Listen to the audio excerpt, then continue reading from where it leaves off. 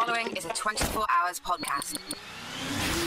Hey, what's up? I'm Sebastien. I'm Chuck from the band Simple Plan. And you are watching the 24 Hours podcast.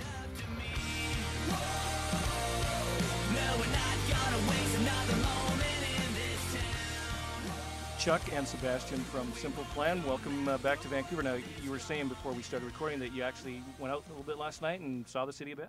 Yeah. Like, it's not our first time in Vancouver. We've been here many times. Went out to L Furniture Warehouse last night. It was fun. Peanuts everywhere. Good times. Vancouver, I actually spent like 3-4 months here. We were like kind of working on songs from the second record here, so I lived here for a while, so I actually had my spots. And we mixed the second record here too. Yeah, so we have our spots for sure, but I was disappointed. I was going to my sushi spot I always go to, and it's closed down, man. Really? Nico and Robson, what happened? Yeah. Bankrupt. Do you guys get a chance to, do you get a chance to actually see the other bands? Do they get a chance to kind of learn things from you guys? Well, we definitely check them out, once in a while. Like, Favorite Drive, been really cool. Like, I found out about them, I discovered their music mainly on this tour and watching their show, and they're absolutely amazing. And, we know Cute is what we aim for as well, and Metro Station.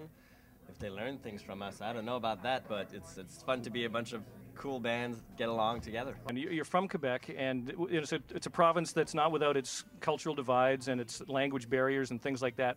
How did the French-speaking people take to you guys because you sing in English? I think that, at first people didn't know we were from Quebec. They thought we were some bands from the States or from the rest of Canada, whatever. And I think gradually they started to take interest in the band. And I think that, obviously there's some people in Quebec that might have a problem with it, but I think it's such a small minority. I think people, especially the young generation, the new generation, it's just everybody speaks English, everybody wants to travel, everybody wants to sort of take over the world. Actually, right now in Quebec for us, it's been amazing.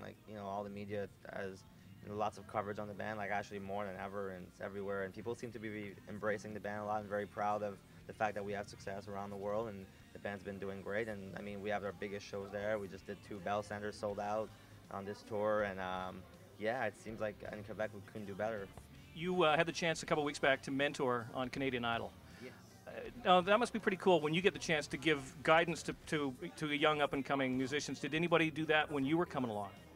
I think maybe some of the bands that we played with, but it was less formal, obviously, and there was maybe sometimes quick advice, if you're eating with them at catering or something, or they'll tell you yeah, you should do. But truthfully, when we did that, it was at first you kind of look at it we're a little worried to do it because we're what do we know? And then you go there and you feel it's gonna be corny and whatever. But we actually sat down and you meet those kids and you realize they have these dreams and they're very nice people. They all have the same. I think it brings you back to the moment that you wanted to be in the band and you started to write songs and you started to to dream of all that stuff, and it makes you realize how important it is for those kids, and you really truly want to help them. So when you do the show, you genuinely care.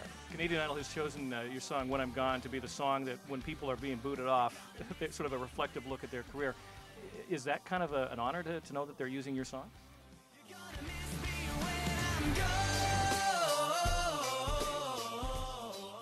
Well, of course, it's a big deal to be on such a big show, and I think the lyrics kind of fit with the whole concept, the kid gets booted off, but you'll miss him when he's gone, kind of a snotty attitude back in the judges' faces. I don't know, it's kind of cool.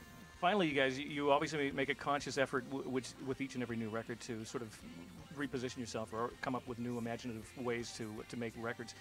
Have you got an idea in mind for the next one already, or are you just kind of working on keeping on this one for a while? Well, I think this one just opens all the doors for the next one. That was kind of the goal with this one, just to not limit ourselves and just branch out. So the next record could pretty much be anything right now. We still haven't started thinking about it really, aside from the fact that there will be a next one. But when we stop touring, I guess we'll start writing. It's been great, really good record, as you know, and continued success to you. Thanks a lot for taking time out. Thank you very much. Vancouver.24hours.ca